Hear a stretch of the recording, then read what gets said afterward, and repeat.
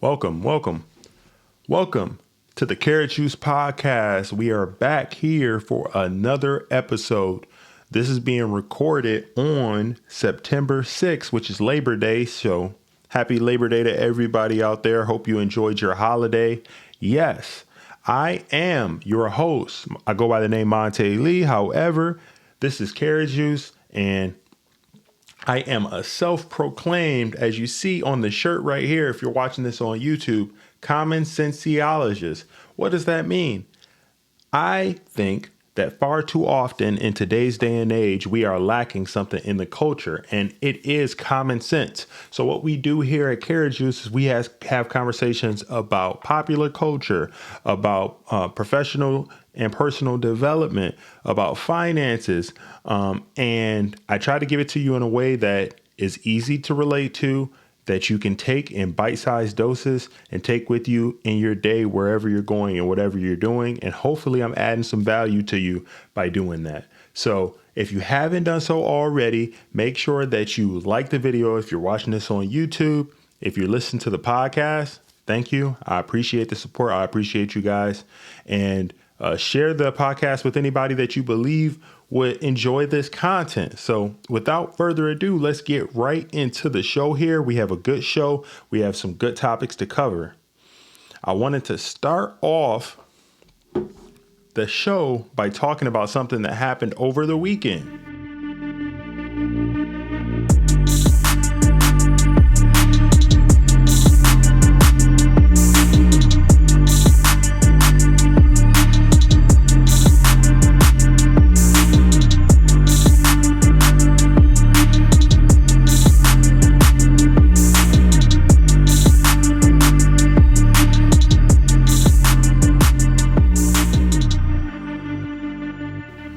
Share my screen here and we'll get into it.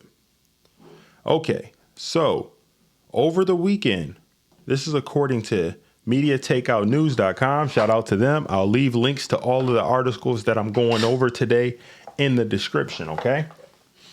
So, according to Media Takeout News, comedian Fuquan Johnson is dead after an accidental overdose by fentanyl-laced cocaine.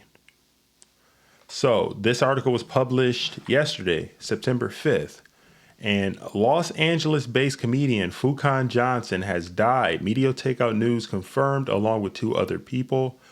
It says three. Okay. So apparently 3 people passed away. So the 3 died of an apparent drug overdose at a party. And there's a picture of Fuquan.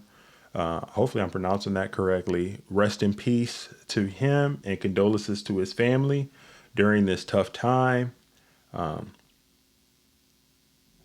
Sad, man. Sad. So let's find out a little bit more about Fuquan. I've never heard about him, or I never listened to any of his comedy. But apparently he was 42 years old, and the other victims are believed to have unwittingly ingested fentanyl-laced cocaine during a get-together in Venice late Friday. Also in here, it's saying comedian Kate Quigley, who lives next door to the house and recently dated the Hootie and the Blowfish singer, was hospitalized in critical condition, according to the report. Wow. So I saw something briefly about her, and I think she is a comedian as well. Let me get her name. Well, let me share the screen with her because I wasn't familiar with her either. So I will just get a picture of her pulled up here. So apparently this is Kate Quigley. Kate Quigley is right here. I'll share my screen so you guys can see her. So this is Kate Quigley, and apparently she was at this get-together as well. She ingested some alleged cocaine that they didn't know at the time was laced with fentanyl, but it looks like she's going to pull through and recover. So shout out to her. Hopefully that she recovers from what's going on here. But before I go off in too much of a tangent, let's continue with the article here, and then I will give my thoughts on this situation and what's going on. So the medical examiner will officially determine what killed Fuquan and the other unnamed victims, but sources tell the outlet all 4 people were ingesting coke tainted with a super powerful opiate. So if you're not familiar with fentanyl is extremely dangerous. It is very, what's the best way to put it? Potent. And there's been a plethora of overdoses and people dying from this drug because of its potency. And it goes on to say here in the article, let me pull it up. It goes on to say here that fentanyl is a synthetic painkiller that is up to 100 times more potent than heroin. And it has been a factor in the deaths of Prince, Mac Miller, and Tom Petty. Wow. So it is pervading the society. People are taking this, not knowing what it is, and thinking that they're ingesting some other substance, and it's laced with this, and people are losing their lives due to this substance. It's also indicating here in the news article that the LAPD is investigating who supplied the killer doses. The initial report came from TMZ. Okay, so I will stop sharing my screen there, and then I'll give my thoughts on this. So this is what I'm thinking about this ordeal. In Hollywood, in Hollywood in particular, there was a culture of people using cocaine recreationally. It's their right to do what they're going to do with their life. I'm not here to judge anybody in regards to that. But I will say, I don't participate in anything like that, of course. I'm not a proponent of people using drugs or whatever. But this is a public service announcement for anyone that is in that life and that's going through that and suffering with addiction or what have you. When you purchase something and when you get that substance, you're not making it. So you don't know where it came from. And what's starting to happen a lot in the society right now and in that trade is people are dying because for whatever reason, the substance is starting to be laced with a stronger, more potent substance such as fentanyl. I'm guessing for like cost saving purchases, but people are losing their lives because they're not, their body cannot handle the potency of the substance. It's 100 times more strong than heroin. And that is the reason why people are overdosing and losing their lives. So this is an unfortunate situation. I want people to educate themselves. If you are, for any reason, suffering from addiction, you're suffering from drug abuse, reach out to someone, go and seek treatment. And this is a very serious thing. And I will say, more often than not, if somebody is resorting to consuming substances, it's tied to something mentally. It's tied to a mental health issue. And you want to make sure that you're speaking about what's going on there. You get treatment to figure out what you are doing, what happened in your life, what happened to you prior to that drug abuse that's causing you to use substances as a way to cope with what's going on, what you're feeling. And if you can try to figure out a way to cope in a healthy way that doesn't involve you consuming some substance, that's only going to help you in your life moving forward. So I know that's a heavy way to start the episode, but I had to talk about that and cover that because it's something that's been happening in our society far too often, and I want people to get help. I want people to learn how to address and handle their trauma and adversity in life without resorting to using those substances, okay?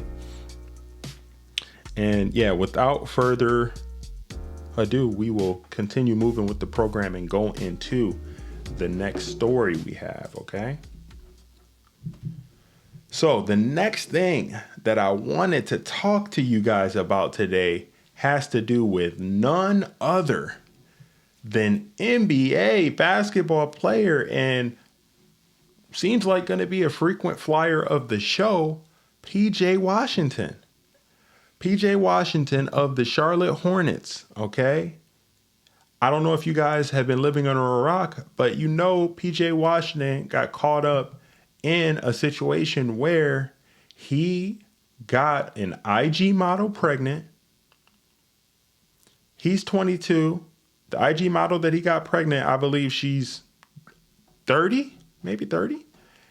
And after she had his child, they broke off the relationship. She broke off the relationship like what, 2 months later?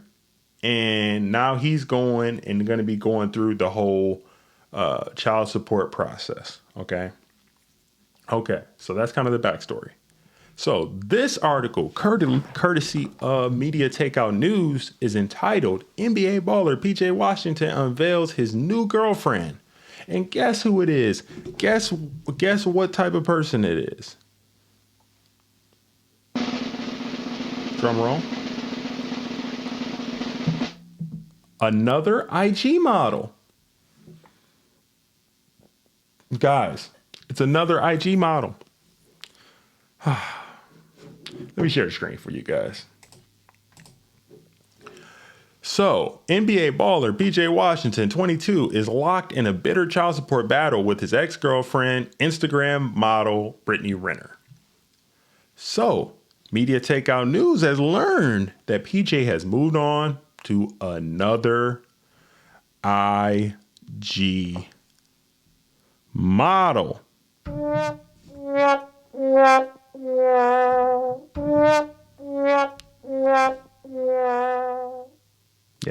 Yeah. So she looks similar in reputation to his ex, Brittany. Who knows? She could be a better person. And I don't know Brittany, but from what I've seen in the news and everything like that, she is engaging in elite finesse behavior. And if you don't know what finesse is pretty much when somebody uses their beauty, their status, their privilege in a way to gain resources from someone without, what's the best way to put this? Without reciprocating that value, okay? Literally, very pretty woman, very attractive, uses a man, uses somebody who has resources that they want to get what they want and not in the business of actually reciprocating that treatment, that care. And back in the day, they would call people gold diggers, but that's not being used nowadays. Everybody knows that for the most part, people want to get the best that they can get. So we just call it finessing nowadays. Okay. So that's a little educational knowledge there. So let's continue with this article. So PJ's new bae is a gorgeous Instagram model named Alyssa Chanel, according to her Instagram page. She's a brand ambassador, model, and influencer. What does that mean?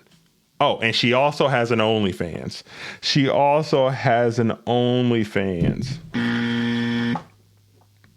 Guys. Wow. Come on, PJ. You can't be this stupid, bro. Come on.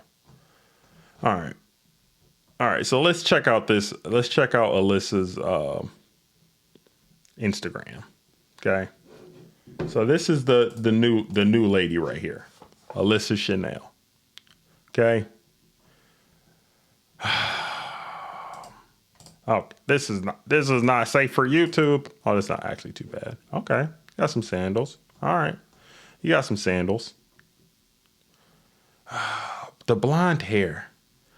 How do you guys feel about the blonde hair on black girls? I don't like it. I don't like it. Your hair does not grow blonde. It's never going to grow blonde. What's wrong with having black hair? I think natural coloring hair. I think black women look really great with their natural black hair. I don't get it. What's up with the blonde stuff? Is that just me? Is it just me? I mean, we in a trust tree. You guys can let me know if I'm wrong. Gosh. So, and that's them together posting a picture. Okay. All right. Okay. All right. Listen, if you're happy, brother, go ahead. Go ahead. I'm not going to knock you for doing what you're going to do, but you got to be smarter than this. Young men, you got to be smarter than this. If you have resources, if you're somebody that has a lot of good things going for you, there's a lot better things you can do than dealing with these IG models, man. Honestly. Come on. You can. There's so many more options out here for you. I just don't understand. Like, it's these NBA basketball players and these rappers. That's like all they think about. There's plenty of women out here who are beautiful, gorgeous, and they're not on OnlyFans. You know? Like, hello? Is this thing on? You can do a lot better than that. It's just sad, man. These dudes are fumbling the bag left and right, literally, because he's already going to be in a child support battle with Brittany Renner. Now he's dealing with another IG model. Goodness gracious, man. What the French toast? Okay. Shout out to Kevin Samuels. What the French toast? All right. So, yeah.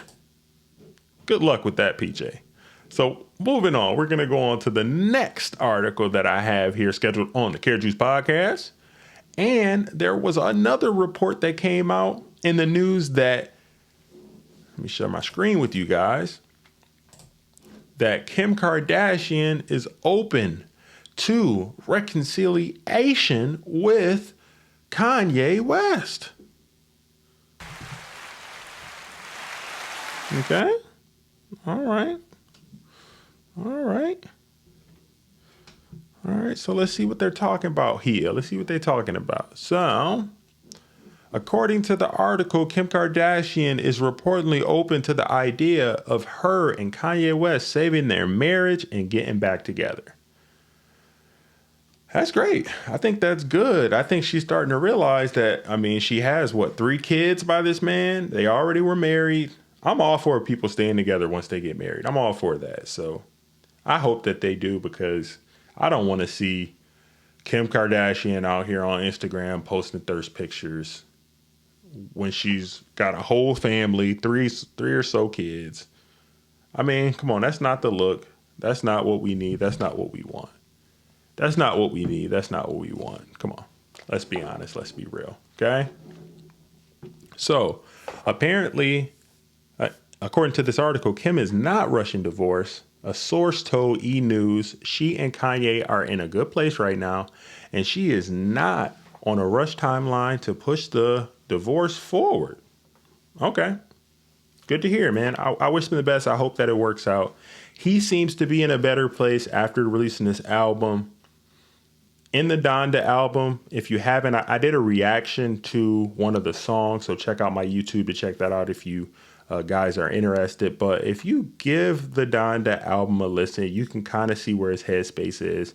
He's remaining consistent with what he said as far as not making any more secular music. It's a gospel album with Kanye's influence all over it, but there's no cursing on the album.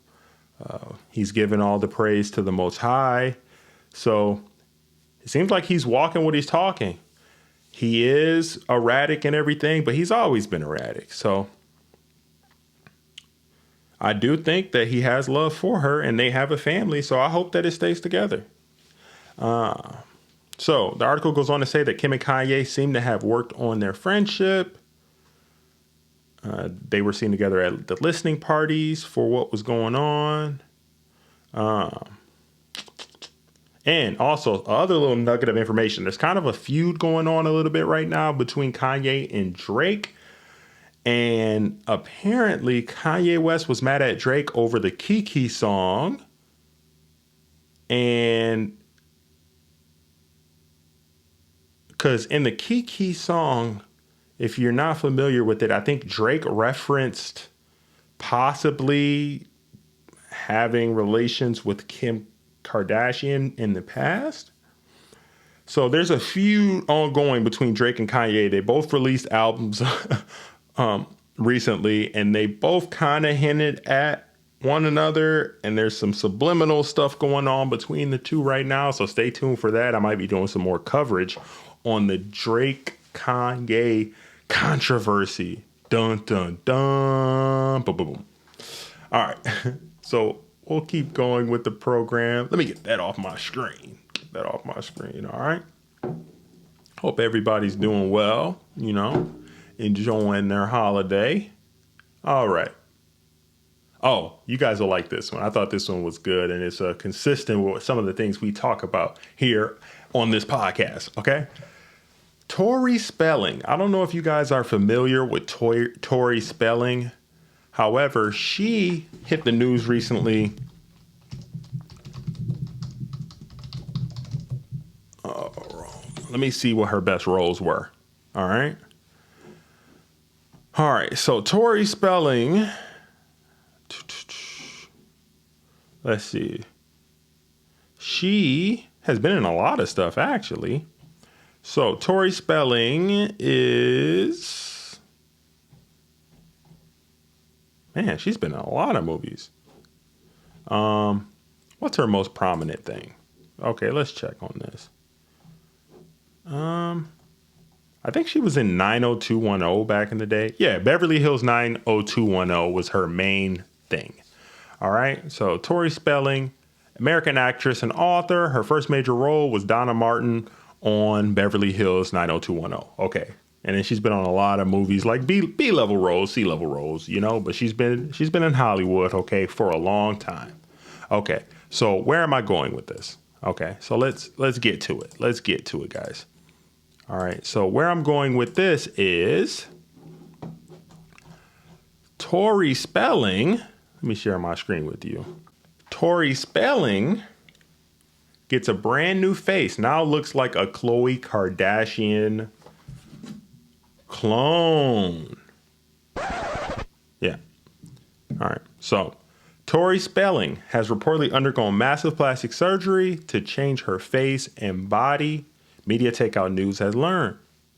The blonde bombshell is being called a Khloe Kardashian clone across social media. So this is what she used to look like. If you're looking at the screen here, her in her purple dress, this is what she looked like before all of the work, okay? So the article goes on to say that the Beverly Hills 90210 veteran, who has not been seen with her husband Dean McDermott for months, has looked extremely different. Ooh. Is she getting divorced? That would give credence to why she's getting all this work done. She's trying to get back out here on this market. She's trying to get back out here in these streets. Okay, Tori. All right, so let's see. So her facial structure and her body appear to have been clearly enhanced with aggressive plastic surgery. All right, so I know the anticipation is here. You guys are trying to figure out, so what's going on? What does she look like now? Are you sure about that? Let's see what she looks like now, guys. Let's see. So this is what that lady looks like now.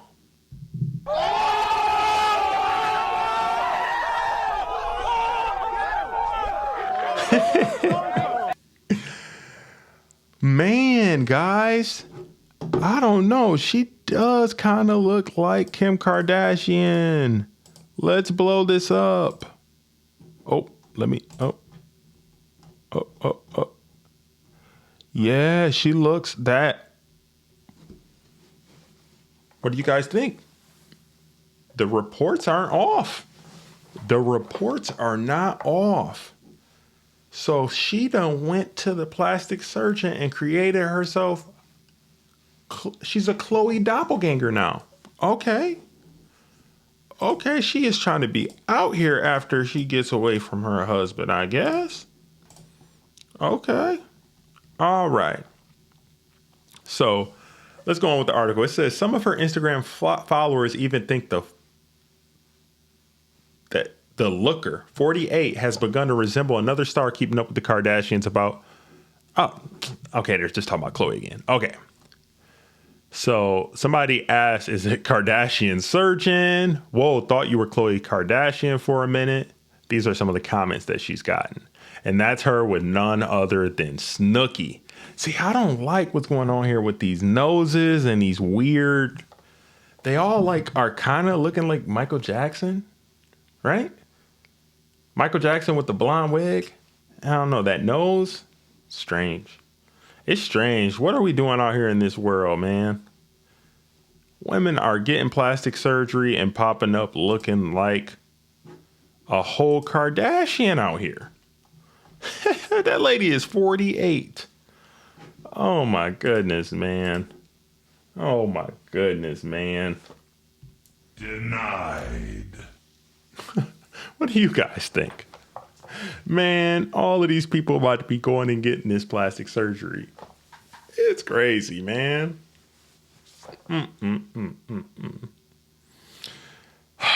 Guys, this is getting crazy, man. It's getting scary out here in these streets, to say the least. All right, so we're coming down to the conclusion of the episode, and I wanted to finish this episode off with some tangible information, especially in remembrance of the Labor Day holiday, because I am recording this on Labor Day, like I said before, and there was an article that came out via CNN that is pertinent to this day and the climate of what we have going on in the country. So, according to CNN, jobless Americans left scrambling after pandemic unemployment benefits end. What? The pandemic started February 2020? It is September 2021. Who's been on unemployment this entire time? Right? Let's talk about the article because I got a lot to say about this. Okay? Let me share my screen with you. So, jobless Americans left scrambling after pandemic unemployment benefits end. April Stokes wants to go back to work. An optician by trade, Stokes was employed at Henry Ford Opton Eyes until the coronavirus struck and school closed for her two young children. So the family has been able to ride out the pandemic thanks to expanded federal unemployment benefits, which provided them with $11.50 every 2 weeks, much less than Stokes was making before, but enough to survive. And that looks like that's her right there. Okay. The article goes on to say, now, however, that vital lifeline has ended. Stokes isn't worried about her ability to find a new job, but finding one that can accommodate her children's schedule will be next to impossible, she says. Childcare in the Detroit suburb where she lives is severely limited, she said, and the nanny she trusted to pick up the kids in the afternoon prior to the pandemic is no longer available. So my question for this is, and I'll get right back to this in a second though, is where's the dad? Where's the father of these kids? You shouldn't have to do this all alone. And if he's not in the children's life at all or what have you, why is that? What's going on there? I would say you need to make some decisions and try to get the father to be helping out with part of this because you had 2 kids with somebody. You chose that man. That man should be helping you out with what's going on with the kids. Or did you leave him and did you want to keep custody of the kids? Now you're in this predicament. That would be my question. I don't know. I don't know this lady, but my question would be like, where's the dad at? You know? Hey, if you're going through this much issues and trouble, unless he's not around, maybe the kid should go live with the dad while you're figuring out this whole entire situation. Okay? But far too often in today's society, that's seen as like, oh, the children have to be with the mother. No, not if the father is a more stable person and can take care of the kids and actually has a job and has resources and the ability to take care of them in this moment. That's kind of my thoughts on that. But let's keep going with the article here, all right?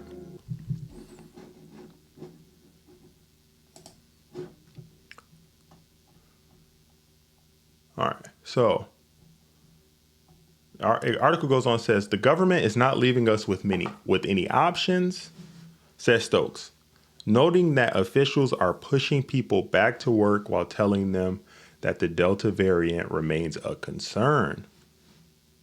There are a lot of single moms out here that are really panicking right now and don't know what to do. Yeah, like I said, my question for that is like, why are you a single mom? Where's the father? You chose to procreate with this person. That person should be able to help you, or if you don't have the ability to take care of the kids, let the kids go stay with the dad while you get yourself back situated, okay? Unless the person's not around, unless the person's in prison or something, then I still would have a question to that. Why are you procreating with somebody that's in prison or that went to prison or whatever? You know what I mean? So, all right, let's continue with the article. So, nearly 18 months after Congress came to the rescue of jobless Americans, its historic expansion of the nation's unemployment benefit system expired nationwide this weekend. Lawmakers who extended the 3 pandemic programs in December and March are not expected to renew them again. Okay? A key component of the relief effort was a federal weekly supplement for out-of-work Americans. Initially, the jobless received a $600 a week boost from April through July of 2020. Congress then revived the enhancement in late December, but reduced it to $300 a week. Okay? So, I'll go down a little further here. So, President Joe Biden said last month that states can use federal relief funds to extend the programs beyond Labor Day, but so far, none have said they will do so. Great. The end of safety net comes as Delta variant is weighing on the economy and dampening hiring. The U.S. added only 235,000 jobs in August, far lower than economists had been expecting, and the smallest increase since January. Okay? So this is important. Listen up, guys. Listen up. Nearly 11 million people affected. More than 8 million people are now left with no unemployment compensation at all, while another 2.7 million lost the 300 federal weekly boost, but will continue to receive state payments according to estimates by the Century Foundation. So that's 11 million people, right? 11 million people. 8 million left with no unemployment. Okay? Okay. It goes on further. All right, we got the gist of it with people out here, okay? All right, so that's that part of it. That's that part of it. People are losing the unemployment benefits that a lot of people have been on since the start of the pandemic. My opinion, honestly, I believe that they needed to end. They should have ended a while ago because of this reason, and I will support it. I will support it here, okay? This article right here is the reason why I support the benefits ending. Excuse me. Share my screen. Why America has 8.4 million. This is courtesy of the Washington Post. Why America has 8.4 million unemployed when there are 10 million job openings. Okay? 8.4 million unemployed when there are 10 million job openings, right? That's 1.6 million above what we need, right? Okay. All right. there's a correction here. A previous version of this article and accompanying chart overstated the number of leisure and hospitality jobs in June. There were 1.7 million, not 3.5 million. Okay? Correction there. All right. And this was published on September 4th, 2 days ago. Okay? So a mystery sits at the heart of the economic recovery. There are 10 million job openings, yet more than 8.4 million unemployed are still actively looking for work. The job market looks, in some ways, like a boom time situation. Business owners complain they can't find enough workers. Pay is rising rapidly, and customers are greeted with "please be patient, we're short-staffed" signs at many stores and restaurants. Yes, I have been seeing that a lot. People are short-staffed. Employers are begging people to come to work. They're paying more. They're giving incentive to work. They're giving more flexibility with hours. Employers are begging people to work. So why are there so many people collecting unemployment, huh? Let's answer that. Let's figure out. Let's get to the meat of this. Let's get some common sense in this situation, okay? From the White House to the local Waffle House, there's a struggle to understand what's going on and what's likely ahead, okay? So what did Biden say? President Joe Biden said on September 3rd that he hoped to see a higher number of new jobs added this month and noted the job growth since taking office. So we already kind of went over this, but the employment crisis will hit an inflection point as many of the unemployed lose $300 in federal benefits. We talked about that already. So what's the heart of it? What's the reason why I believe that this is right and the unemployment needed to end? Listen good, listen well, guys. At the heart of this, there is a massive There's a massive reallocation underway in the economy that's triggering a great reassessment of work in America from both the employer and employee perspectives, okay? So workers are shifting where they want to work and how. For some, this is a personal choice, okay?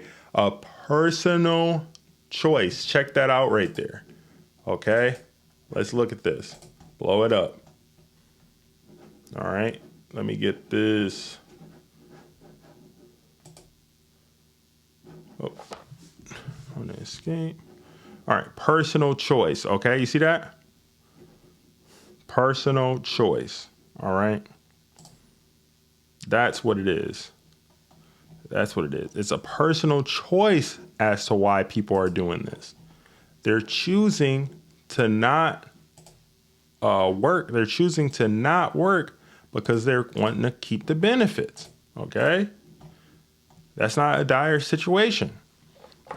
The pandemic and all of the anxieties, lockdowns, and time at home have changed people. Some want to work remotely forever. Others want to spend more time with family, and others want more flexible or more meaningful career path. It's the you only live once mentality on steroids.